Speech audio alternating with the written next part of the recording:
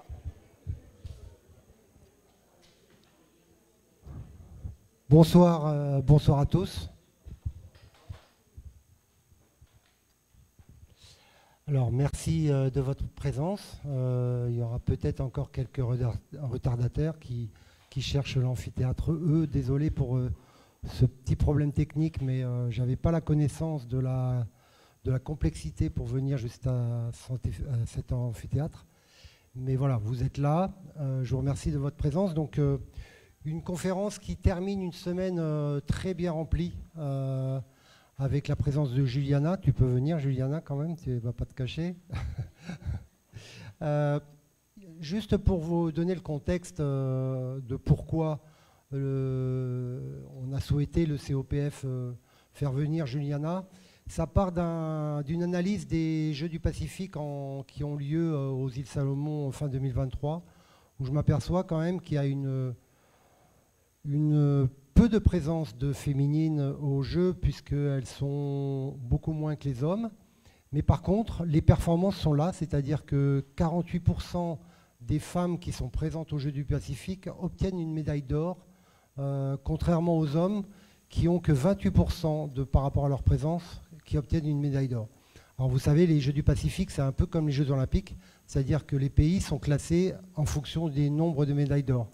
Donc mon rôle, c'est de compter que les médailles d'or.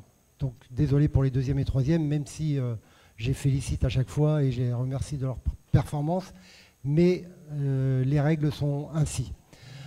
Donc on est parti de ce constat et je savais bien qu'il y avait quand même quelque chose sur lesquels on ne discutait très peu, ou c'était très tabou, c'était les cycles menstruels des sportives féminines et en lien avec la performance. Mais comment faire à un moment donné, c'est quelle est la bonne personne à trouver pour parler de ça. Et en fait, mes différentes fonctions ont fait que j'ai voyagé sur Paris, voir l'ANS, l'INSEP. Et à l'INSEP, j'ai rencontré Juliana et on a parlé de ce projet, donc, qui est chercheuse à l'INSEP, elle se présentera après. Mais en fait, ça ne s'est pas fait comme ça. Je vous parle de fin 2023, l'idée émerge et on arrive en 2025 et là, on concrétise le projet. Donc il faut du temps parce qu'en fait, l'INSEP, c'est une grosse maison. Il faut passer par un circuit administratif, il faut signer des conventions, il faut essayer de trouver le temps de disponibilité des salariés ou des chercheurs à l'INSEP. Donc pas simple, mais voilà, on y arrive. Et aujourd'hui, on a, franchement, je pense qu'on aura, c'est pas encore fini puisqu'il y a encore une sensibilisation, un atelier demain avec des sportives, demain matin. Ça sera normalement une sorte de clôture de la semaine. Et on a été sur 3 axes. Lundi dernier, on a commencé par une sensibilisation au grand public, donc à l'amphithéâtre de l'JSPF. On a fait déjà 3 ateliers de sensibilisation exclusivement féminins. Donc, Juliana était présente pour discuter entre elles de tous les problèmes. Et en fait, il y a des choses vraiment intéressantes. Ensuite, on a eu jeudi matin une formation avec les cadres techniques fédéraux, les CTF, et quelques entraîneurs. Parce que les entraîneurs, en fait, c'est des sujets sur lesquels ils ne se sont pas forcément penchés, ou s'ils y ont pensé, ils ne savaient pas trop comment faire. Et ensuite, une conférence pour les spécialistes, donc ce soir, plus pour les professions de santé, et les entraîneurs, les coachs. Donc on a une conférence un petit peu différente, beaucoup plus peut-être pointue, mais en tout cas, ça va être certainement encore un moment d'échange très intéressant. Voilà, je laisse la parole à Juliana pour qu'elle se présente et puis qu'elle puisse commencer cette conférence. Merci. Merci Eric. Johanna. Là, déjà, merci beaucoup au Comité olympique et Eric pour cette invitation. C'est un grand plaisir d'être là avec vous ce soir. Et je vais vous présenter les programmes de recherche que je dirige à l'INSEP en tant que chercheuse, qui s'appelle Empower Her. Le but de ces programmes était de comprendre l'impact du cycle menstruel ou de la contraception hormonale sur le bien-être, l'entraînement et en fine, sur la performance des athlètes en préparation olympique. Et ce projet, il est né d'un constat. Il manque des recherches chez les femmes. Pas seulement dans le sport, chez les femmes. Mais en particulier, en sciences du sport, je vous montre ici quelques données qui montrent que si on considère la moyenne des 5 dernières années des recherches en sciences du sport, seulement 9% des études ont inclus exclusivement les femmes, contre 71% d'études qui ont inclus exclusivement les hommes. Et cet écart fait que nous connaissons moins sur la physiologie féminine et ce qu'il est spécifique aux femmes dans le sport, ou même pas que exclusivement dans le sport, mais les cycles menstruels, la contraception hormonale, la grossesse, les postpartum, on maîtrise moins et la prise en charge des sportives peut être alors handicapée. Et parmi ces 71% d'études qui incluent exclusivement les hommes, moins d'1% sont sur des sujets liés au sexe, donc qui auraient pu inclure aussi dans leurs études les femmes. Et ces manques des données, il est ressenti par les athlètes elles-mêmes, puisque les athlètes réclament plus de recherches, réclament une meilleure prise en charge, réclament plus de connaissances autour du sujet. Et c'est pour ça que nous avons démarré ces programmes. Et je vais partager quelques éléments, quelques résultats à ce sujet. Et encore en évidence de cette absence des données genrées, donc cette absence de connaissances spécifiquement pour les sexes féminins, c'est qu'en 2023, qu'avec les comités internationaux olympiques, nous avons rédigé ces consensus pour guider les professions médicales à voir quels sont les éléments spécifiques à considérer dans la prise en charge des athlètes féminines. Donc, je laisse la référence ici si ça vous intéresse. Et nous avons détaillé des paramètres sur la collecte des données autour de la santé des athlètes qui n'étaient pas pris en compte dans les consensus d'avant. Donc, nous avons les cycles menstruels, la contraception hormonale, mais nous avons aussi la santé du périnée, la santé des seins, les risques de blessures au niveau de la poitrine, du postpartum, les violences sexuelles, etc. Tous des éléments que si on n'a même pas mentionné, on ne sait pas collecter les données, on ne peut pas générer de l'information pertinente pour les professionnels, pour que les professionnels puissent alors être formés pour mieux prendre en charge ces sportives. Et je vous montre aussi une étude récente réalisée par Team USA, donc l'équipe olympique des États-Unis. Ils ont transmis aux athlètes des questionnaires pour répondre sur plusieurs éléments sur leur santé. Et il y avait une question très intéressante sur si vous disposiez de plus d'informations et de recherches sur chacun des sujets. Donc, ils avaient une liste de plusieurs sujets, lesquels, selon vous, favoriseraient vos performances sportives.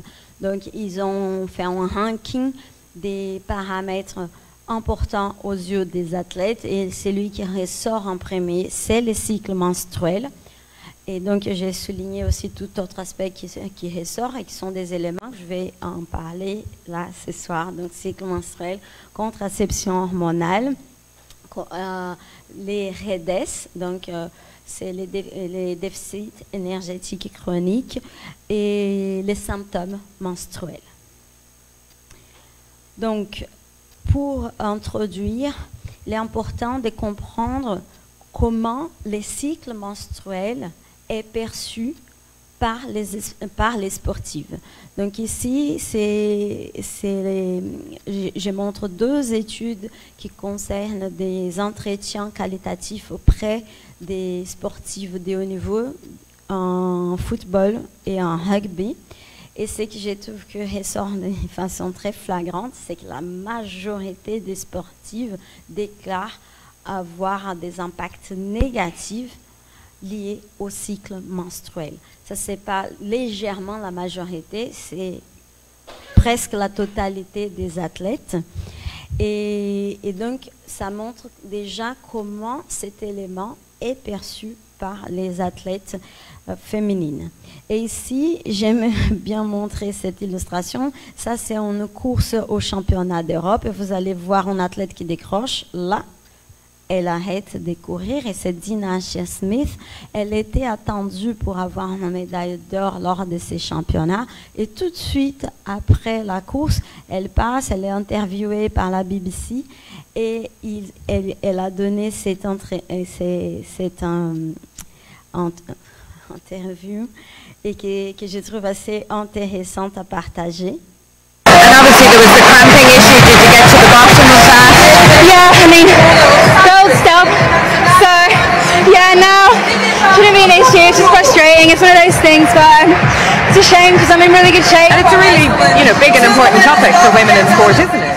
Huge. I mean, it's something that I think more people need to actually research from a sports science perspective because it's absolutely huge and people don't always talk about it either. Yeah, I feel like if it was a men's issue, we'd have a million different ways to combat things, but with women, there just needs to be more funding in that area. Bon, je suis assez d'accord avec elle. On a besoin de plus des budgets et des recherches sur les domaines parce que les chiffres que je vous ai montrés en témoignent de ces décalages en termes de connaissances.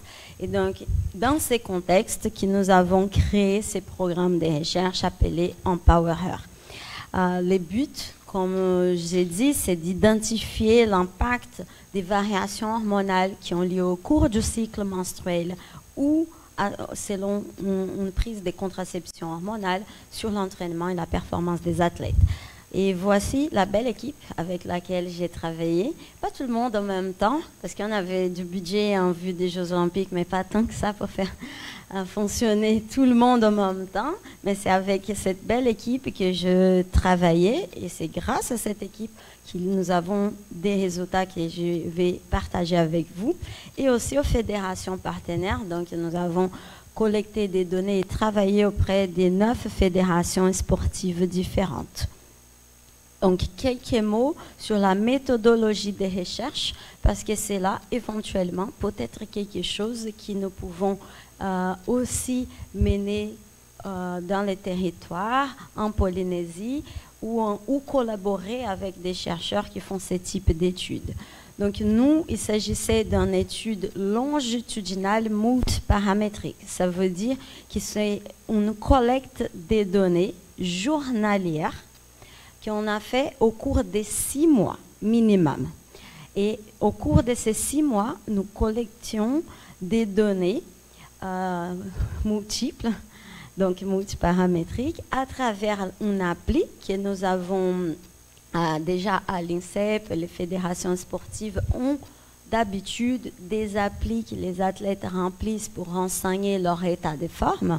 Donc, nous avons utilisé cette appli qu'on a aménagé pour répondre aux besoins de nos recherches.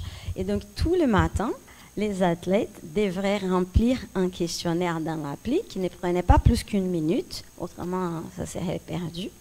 Mais elles remplissaient tous les matins cette appli avec des informations sur leur qualité de sommeil, sur leur état de forme, leur humeur et d'autres facteurs subjectifs associés à leur entraînement, mais aussi les cycles menstruels, la présence des symptômes comme des douleurs, comme des maux de tête, etc.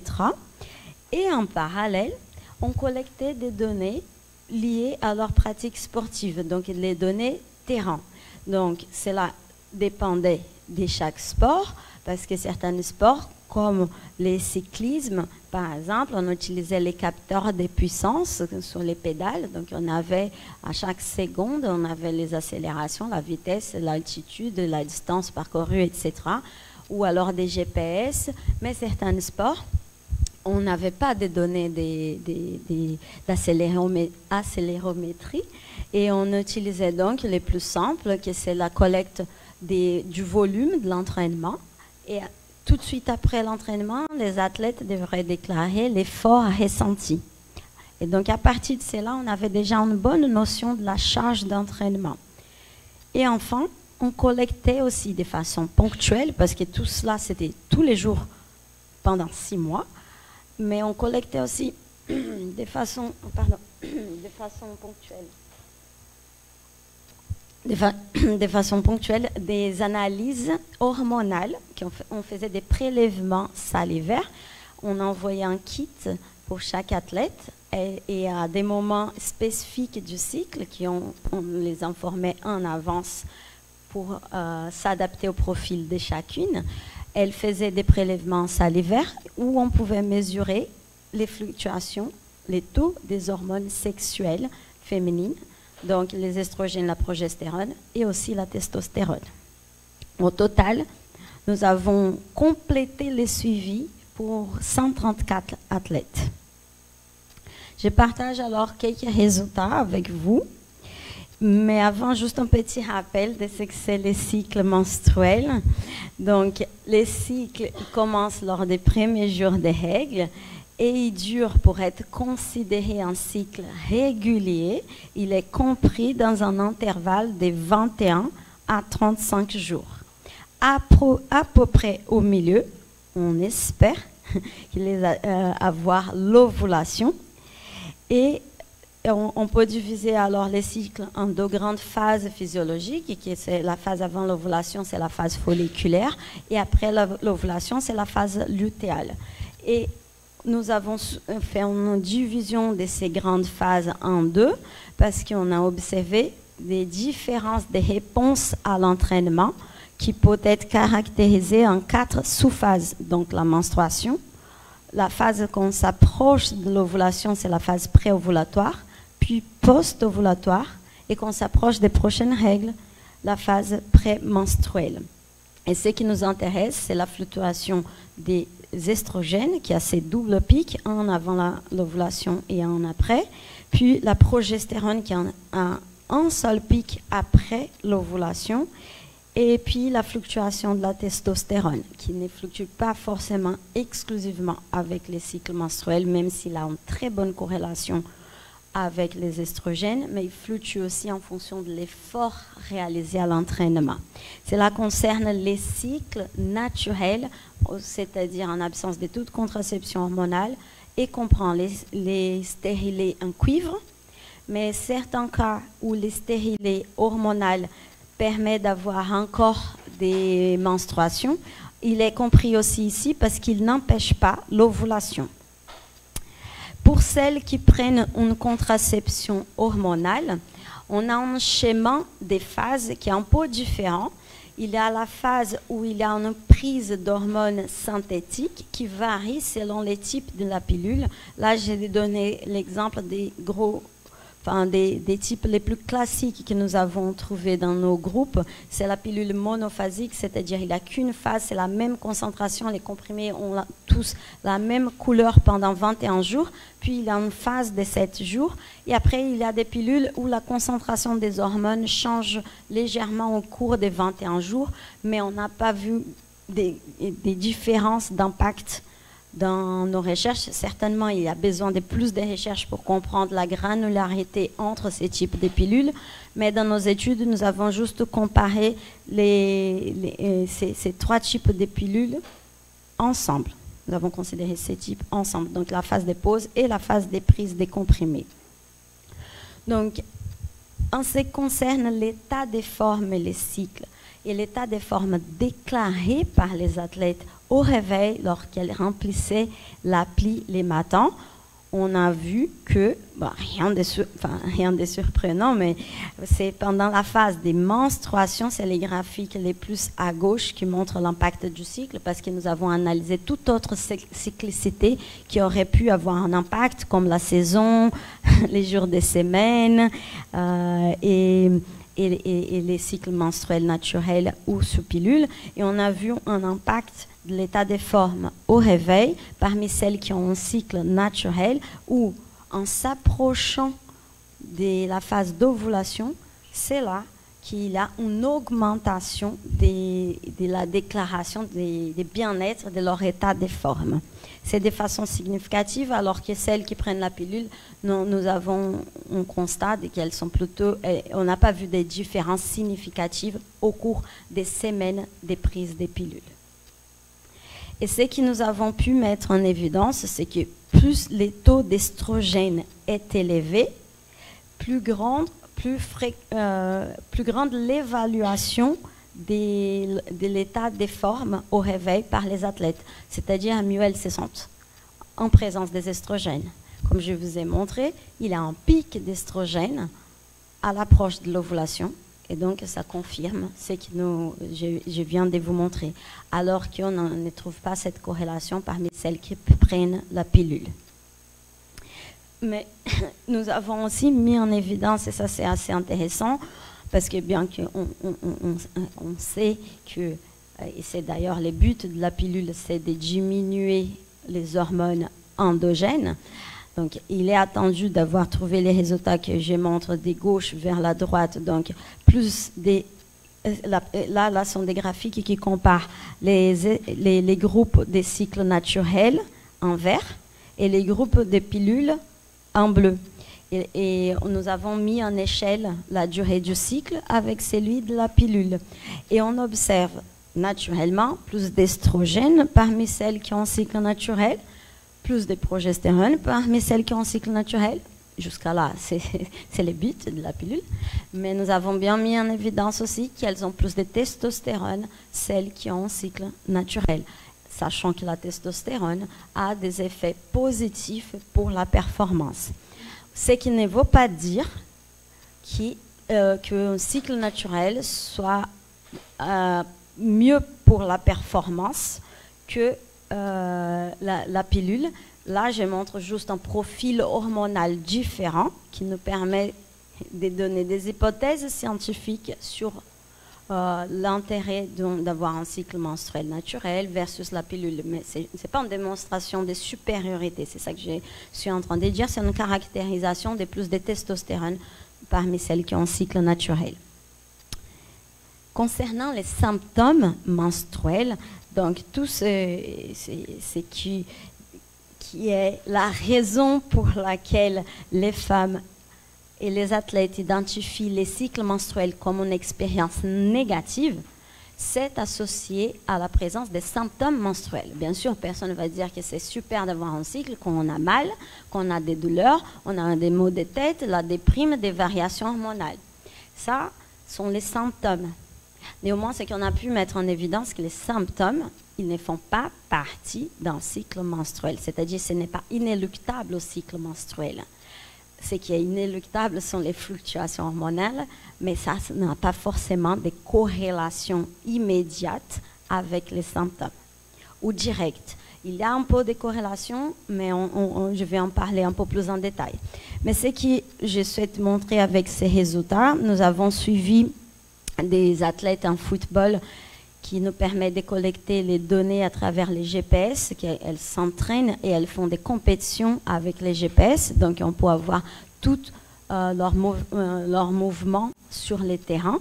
Et ce qu'on a pu mettre en évidence, c'est que dès que les athlètes déclaraient un symptôme menstruel, elles marchaient plus sur les terrains et couraient moins vite. Alors que quand elles déclaraient une blessure musculo-squelettique qui ne les empêchait pas de s'entraîner, on n'a pas vu ça, cette diminution de la charge de l'entraînement de façon significative. C'est-à-dire en présence d'un, je sais pas, d'un ischio-jambier qui gêne, d'un genou qui fait mal et d'une douleur des règles, des maux de tête. Ce sont ces symptômes menstruels qui impactaient davantage l'entraînement. En plus, une fois qu'elle déclarait un symptôme menstruel, on a pu mettre en évidence une augmentation du ressenti des douleurs musculo-squelettiques. C'est-à-dire, elles ont déjà cette blessure, mais en présence des symptômes, elles ressentent plus de douleurs associées aux blessures musculo-squelettiques. C'est une augmentation de 17% qu'on a pu constater de façon globale parmi différents sports. Et on a pu observer aussi que la déclaration, il y avait aussi la possibilité de déclarer une fatigue augmentée. cette fatigue augmentée, on a vu une corrélation dans les groupes au cycle naturel avec l'augmentation de la progestérone. Je vais revenir là sur ces résultats quand je vais montrer l'impact du cycle sur la charge d'entraînement et de compétition. C'est-à-dire maintenant. Donc, ce que nous avons vu encore une fois chez les joueuses de foot, et ça, je trouve vraiment très intéressant parce que là, c'est un sport collectif et en plus, on a pu voir ces résultats en match, en compétition. Et donc, on ne s'attendait pas vraiment à voir un impact du cycle menstruel sur des variables objectives parce que, bon, ça dépend de l'adversaire, ça dépend de l'équipe.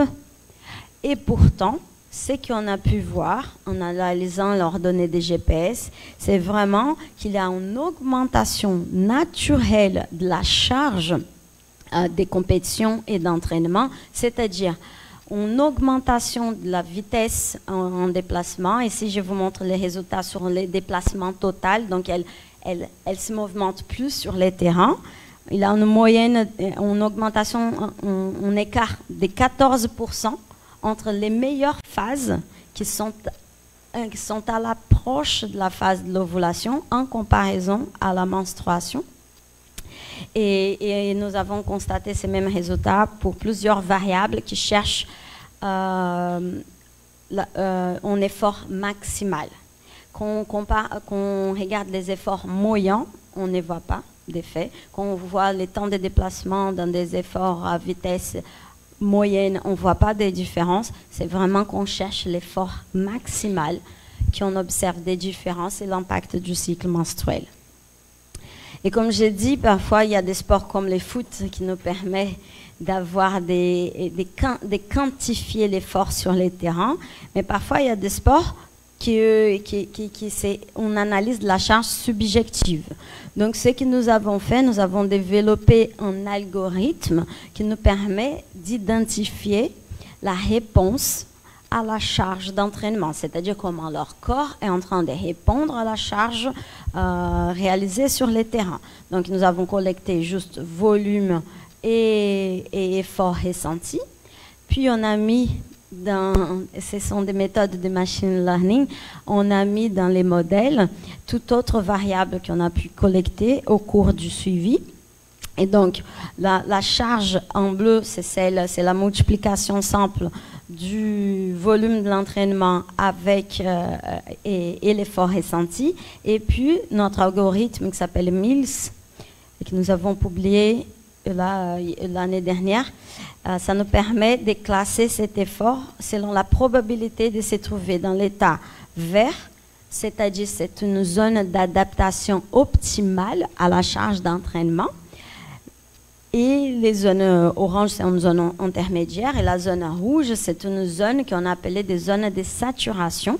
C'est là où on a vu qu'on a fait une étude prospective, hommes et femmes d'ailleurs, hein, sur l'algorithme, mais on a pu voir que c'est dans la zone rouge où il y avait plus grand risque de blessures et plus grand risque de contre-performance. Donc, quand on analyse ça en fonction des paramètres que nous avons collectés au cours de notre étude, on voit des résultats qui, bon, comme attendu, c'est-à-dire la probabilité de se trouver dans l'état vert, c'est-à-dire des bonnes adaptations à la charge d'entraînement, elle augmente quand les athlètes déclarent avoir bien dormi. Jusqu'à là, bon, c'est normal. Mais c'est très intéressant de voir que cela a un impact.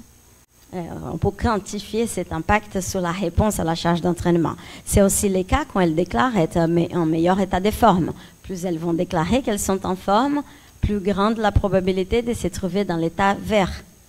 Néanmoins, plus elles déclarent des symptômes, plus grande la probabilité des symptômes menstruels, hein, plus grande la probabilité de se trouver dans l'état rouge, donc dans cette zone de mauvaise adaptation à l'entraînement.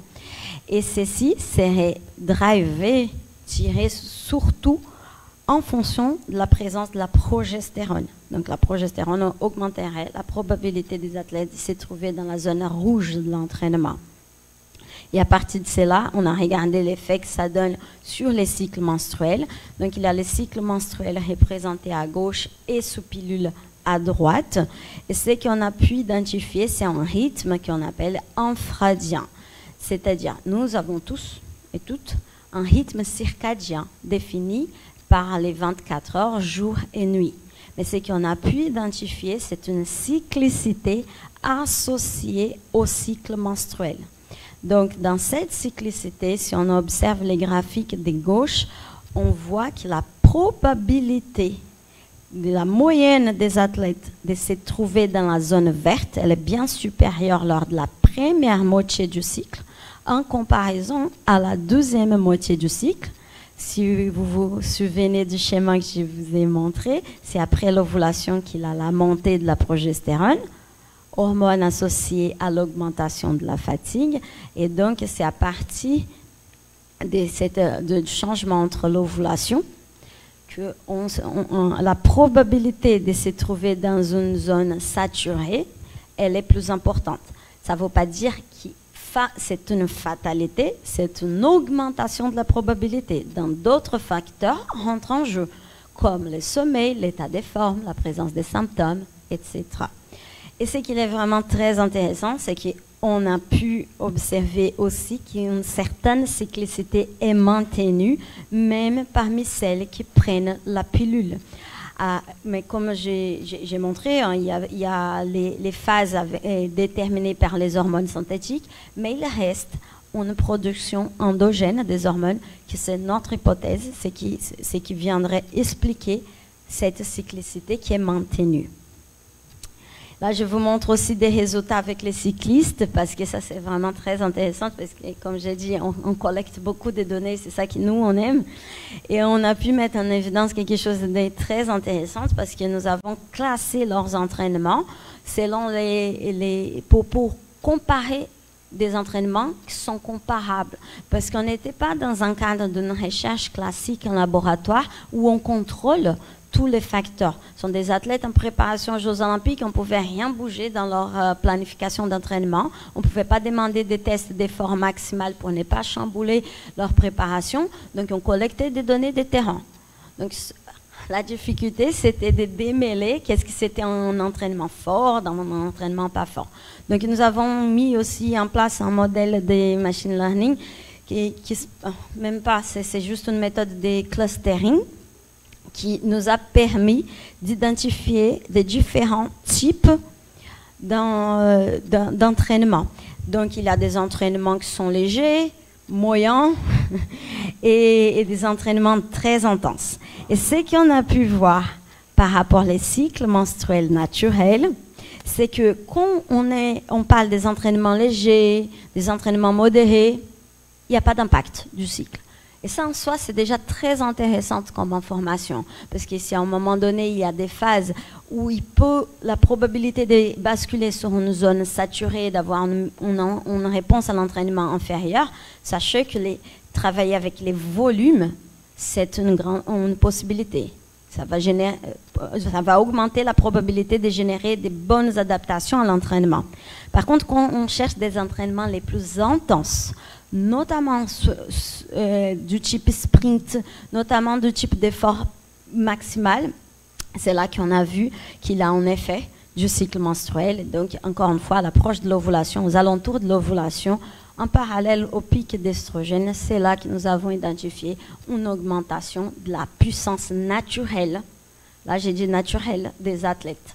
Donc, ça montre qu'il a des possibilités d'adaptation d'entraînement pour travailler en synergie avec l'environnement hormonal des athlètes. Bon, ceci dit, il est important aussi de parler des troubles du cycle que nous avons observés et que ça concerne une grande partie des athlètes de haut niveau. Donc, déjà, un premier point important à souligner, c'est que le cycle menstruel est un indicateur de santé des femmes. C'est à travers du cycle menstruel qu'on sait qu'il y a un équilibre des hormones essentielles à la santé féminine. Et pour illustrer ça, je montre ici une étude assez intéressante en population générale, c'est pas dans le sport de haut niveau, mais qui a suivi plus de 80 000 patientes pendant 24 ans. Et ce qu'ils ont pu mettre en évidence, c'est que les femmes qui présentent un cycle constamment irrégulier, constamment, ça ne veut pas dire pendant quelques cycles irréguliers, c'est des années, des cycles irréguliers, ont un risque de décès par troubles cardiaques bien plus élevé. D'accord? Parce que cela nous montre qu'un déséquilibre hormonal n'a pas que des conséquences de décaler nos règles. Les déséquilibres hormonaux, c'est sain dans la santé et il y a des retentissements métaboliques et cardiaques. Okay? Donc ça, c'est un paramètre de santé. C'est pour ça que quand j'ai montré les schémas du cycle menstruel, j'ai mentionné l'importance d'avoir l'ovulation, que c'est un témoin d'un équilibre hormonal. Eh bien, les troubles du cycle les plus souvent constatés dans le sport de haut niveau sont l'absence des règles, pour qu'on puisse, et c'est ce qu'on appelle d'aménorrhée secondaire, c'est-à-dire l'athlète elle a déjà eu ses premières règles et après à un moment donné, elle n'en a plus. Ou alors elle a moins de 4 règles par an. Ça, on considère l'aménorrhée secondaire. Il y a aussi les cycles irréguliers, donc les cycles supérieurs à 35 jours. C'est les plus fréquents, mais les cycles inférieurs à 21 jours, ou des athlètes qui mentionnent des règles à chaque 2 semaines, ça aussi c'est considéré irrégulier. Et les retards pour les premières règles, c'est-à-dire l'athlète, elle a déjà 15 ans, 16 ans, elle n'a pas encore eu ses règles. Ça c'est assez commun dans les sports d'endurance et des sports avec une demande des contrôles du poids, parce que ces troubles du cycle dans le sport de niveau, ils sont associés à une diminution de la disponibilité énergétique. C'est-à-dire il y a un déséquilibre entre la quantité des dépenses énergétiques liées à sa vie de tous les jours, plus le sport, et c'est qui, en contrepartie, l'athlète en consomme. Donc, ça génère un déséquilibre dans cette balance. Donc, c'est ce qu'on appelle un déficit en raison d'un déficit énergétique. Parfois, ce déficit énergétique, il est voulu pour avoir une perte de poids, mais si cette perte de poids elle est bien trop drastique ou trop importante ou trop longue, à un moment donné, le corps, l'axe gonadotropique, il va générer des adaptations parce que s'il manque d'énergie, il va devoir arrêter ce qui n'est pas prioritaire pour les systèmes. Et les systèmes reproductifs, ça c'est les premiers parce qu'il ne va pas pouvoir arrêter les cerveaux ou les muscles. Hein. Donc, dans ces systèmes-là, c'est pour ça que je vous montre ces schémas complexes, mais dans l'idée, c'est qu'il va y avoir une multitude de réponses qui vont contribuer à diminuer les niveaux d'estrogène et de testostérone, qui sont 2 hormones essentielles à la performance, mais aussi, comme je viens d'expliquer sur l'impact du cycle, à la santé des femmes. Okay? Et tout cela contribue non seulement à diminuer la performance, parce qu'on ne peut pas parfait qu'on n'est pas en bonne santé. Ça peut fonctionner pour un championnat, pour une année, mais c'est extrêmement difficile de faire une carrière réussite quand on n'est pas en bonne santé. D'accord? Et donc, le Comité international olympique, il a déjà publié des consensus sur ce que c'est les HEADS, que c'est un sigle en anglais, que c'est relative à un déficit énergétique chronique. Donc, quand on dit chronique, ça veut dire qu'il dure dans le temps. Et ce déficit énergétique chronique, il est responsable pour diminuer plusieurs paramètres de la performance. Ce sont des athlètes qui vont avoir plus du mal à récupérer, à faire des muscles, à être endurantes, et augmentent de 6 fois les risques des fractures, des fatigues. Et sont aussi des athlètes, quand elles se blessent, elles vont avoir plus du mal à récupérer. Et si elles passent par des chirurgies en état de REDES, sont des athlètes qui vont avoir plus du temps à remettre et à retourner à la performance. Donc oui, j'ai avancé cette diapo et c'est ça que je voulais en parler parce que les estrogènes, ils sont les principaux régulateurs du métabolisme osseux. C'est pour ça qu'il n'y a plus de cycle menstruel.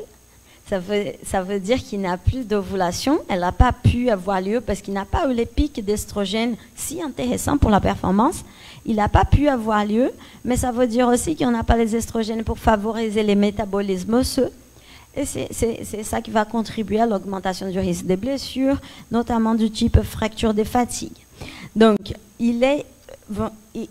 ces déficits énergétiques, on voit souvent dans des sports d'endurance ou des restrictions des poids, parce que c'est ces déséquilibres qui favorisent les REDES, mais ce n'est pas forcément ou uniquement associé à des athlètes avec un IMC faible. Donc, parfois, on peut penser, non, mais celle-là, elle est costaud. Oui, mais si c'est une athlète qui fait 4 heures d'entraînement par jour et au cours des 4 heures, il n'y a pas de ravitaillement, elle ne mange pas en conséquence, peu importe, c'est là aussi pour impacter son cycle et par la suite son métabolisme et la performance. Et aussi attention avec celles qui prennent la pilule, parce que si on pose la question, est-ce que vous avez un cycle régulier?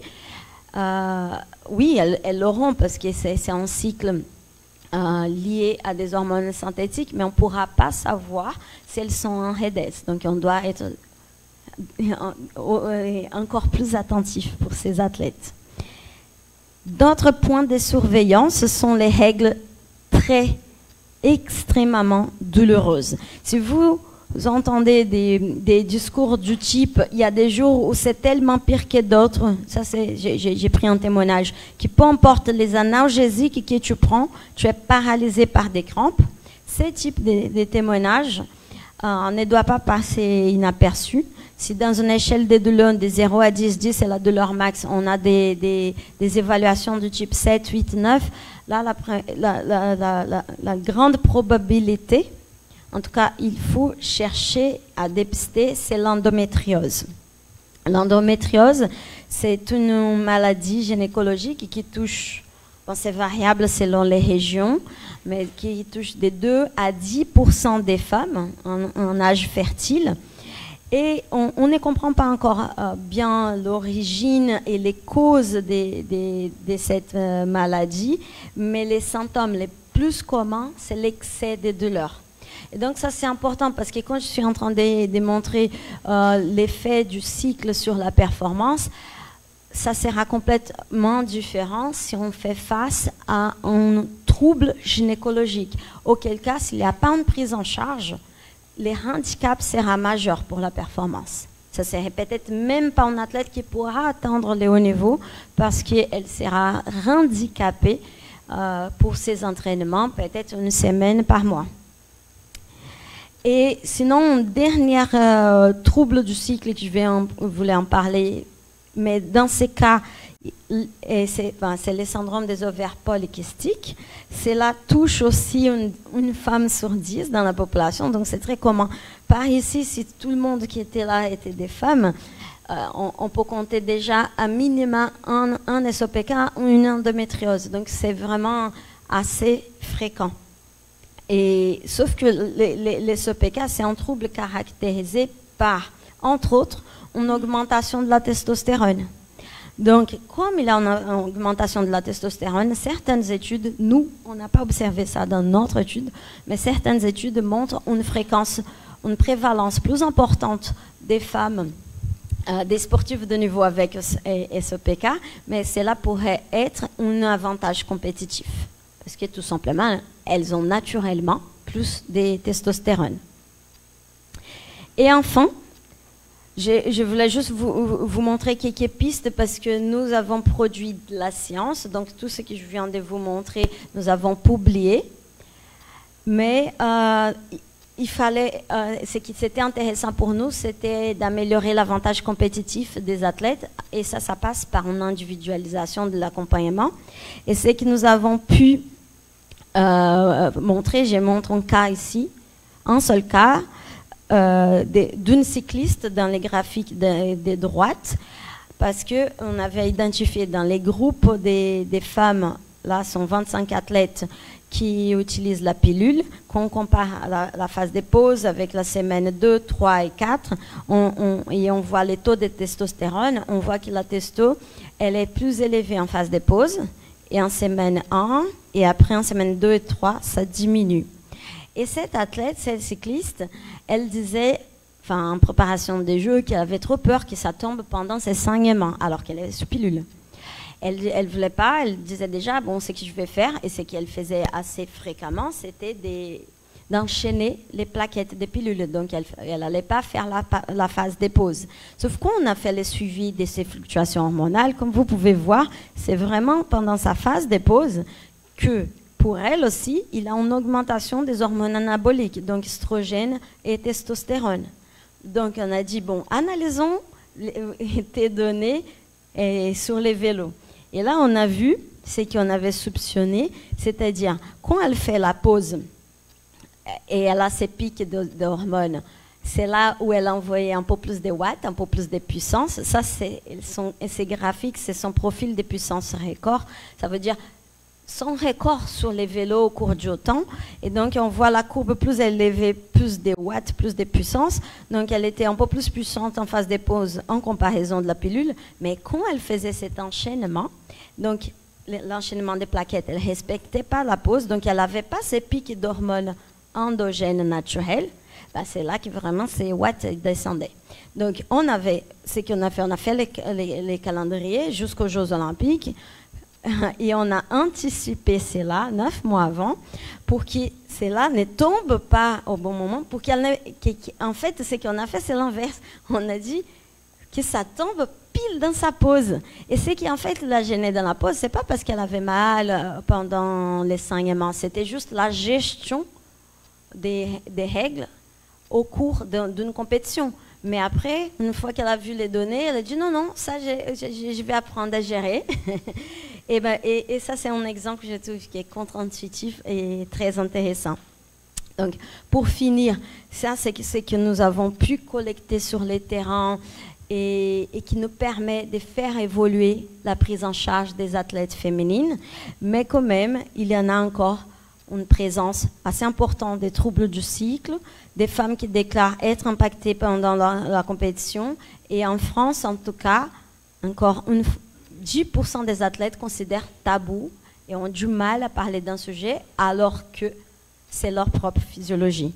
Et là, pour finir, je laisse ce témoignage des Collines de Villard. C'est une gymnaste elle dit ce qu'ils ressentent la plupart des athlètes, c'est cette peur que ça tombe la menstruation pendant les Jeux, alors que ce sont des éléments qu'on peut anticiper. Si c'est vraiment problématique, ça veut dire qu'il y a un problème à corriger en amont, pour que cela ne soit plus un problème pour sa performance ni pour sa santé. Et 55% des athlètes olympiques, parce qu'on a passé un questionnaire à l'ensemble des athlètes françaises qui ont participé des Jeux olympiques et paralympiques, 50% ont déclaré être inquiètes avec la date des règles pendant les Jeux. Donc c'est ce que je voulais partager avec vous. Si ces sujets vous intéressent, j'ai ces e-books gratuits que vous pouvez y accéder en mettant votre adresse email, comme ça vous recevez l'e-book. Vous pouvez utiliser ces QR codes et comme ça vous pouvez télécharger, vous pouvez partager avec vos athlètes, ou, je ne sais pas, patientes. Ça c'est les comptes Instagram qui, là en ce moment, je n'ai pas beaucoup de temps pour m'en occuper, mais il y en a plusieurs ressources à ce sujet si vous voulez croiser. Et encore une fois, merci Eric, merci au COPF de l'invitation et je suis là pour répondre à vos questions. Merci beaucoup.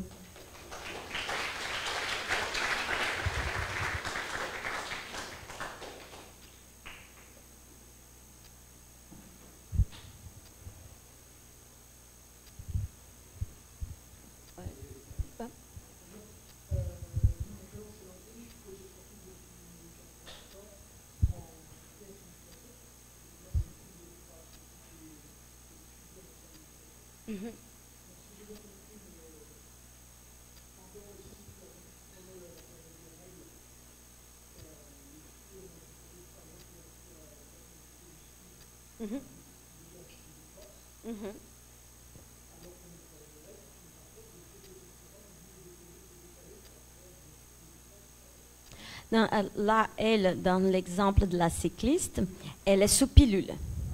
Elle est sous pilule. Donc, dans son cas, et c'est ce qu'on a pu constater que c'est le cas de la plupart de celles qui prennent la pilule, il a un pic des hormones naturellement produites, donc les estrogènes. Et les estrogènes sont bien corrélés avec la testostérone. Et on voit pendant cette phase qu'elle respecte la pause de la pilule, l'augmentation des hormones anaboliques. Donc, et elles arrêtent la pilule, et parce qu'elles arrêtent la pilule, ça génère un saignement. D'ailleurs, c'est même pas de la menstruation, c'est un saignement par privation.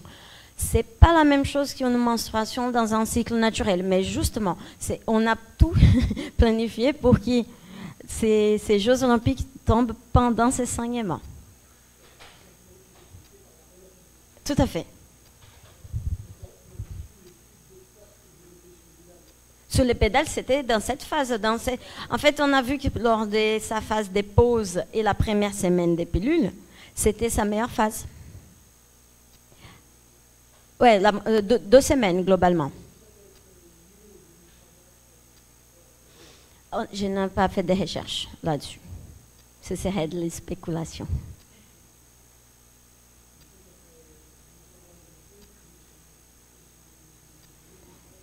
Je ne sais pas, parce que de toute façon, tous nos modèles statistiques prenaient en compte plusieurs facteurs de confusion qu'on peut imaginer qu'ils sont distribués de façon aléatoire. Donc, nous n'avons pas mesuré les volumes sanguins, mais on peut espérer de façon aléatoire, c'était les mêmes dans différentes phases, dans des différents moments, parce qu'ils sont 6 mois de suivi, tous les jours.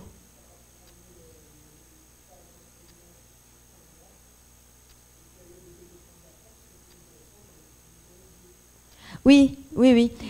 C'est ça que nous avons pu préconiser pour certaines athlètes, parce que celles qui ont des déséquilibres hormonaux, qui ont des troubles du cycle, on ne va pas adapter leur entraînement à un cycle qui n'est pas en bonne santé.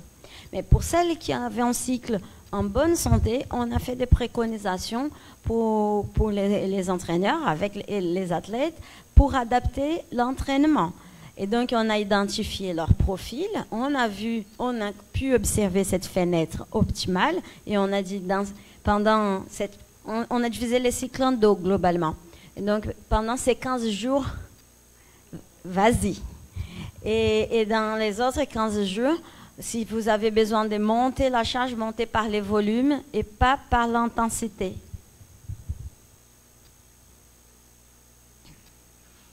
Oui?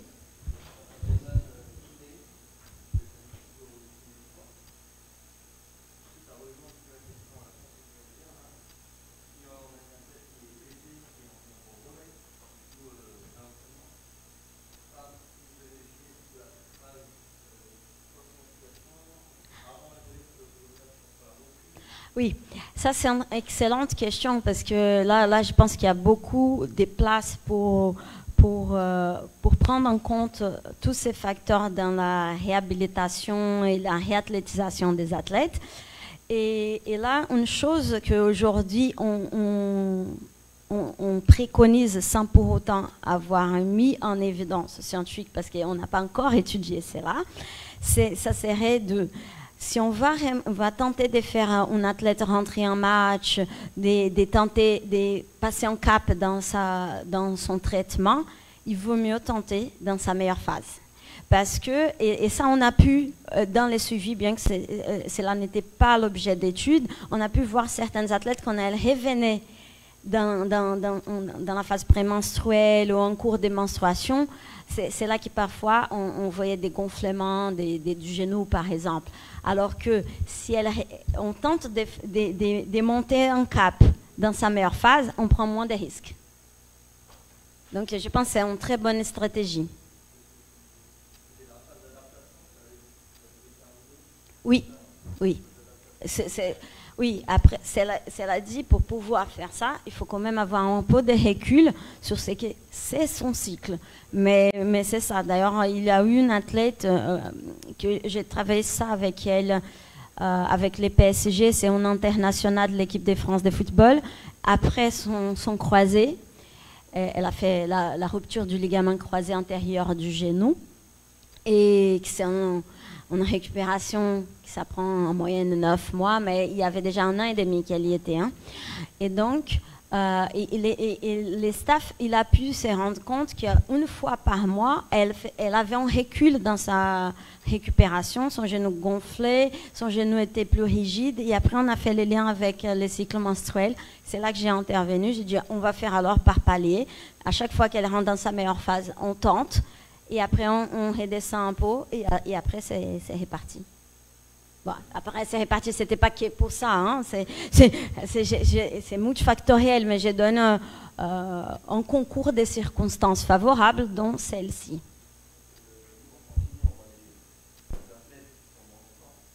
Oui.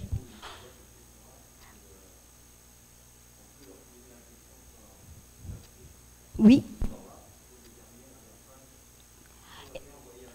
Oui, là j'ai trouvé que la place des kinés du sport, là, c'est essentiel. Parce qu'il y a un autre point très important, qui sont les troubles du cycle. Donc vous allez voir des athlètes avec fracture de fatigue, une récupération difficile, alors vous allez faire un effort pour sa réhabilitation, mais si on ne corrige pas les déficits énergétiques, ça sera compliqué. J'ai l'exemple aussi d'une autre athlète là-dessus. Elle a eu une fracture de fatigue du plateau tibial. Et la récupération lente, c'est un ballon. Non, c'est un très bon athlète. Et donc, elle avait tout un staff, vraiment, du plus haut niveau. Et ils ont fait, à la fin, comme elle ne se récupérait pas, ils ont décidé par visser. OK? Et comment sauf qu'ils ont fait ça sans à aucun moment interroger son cycle.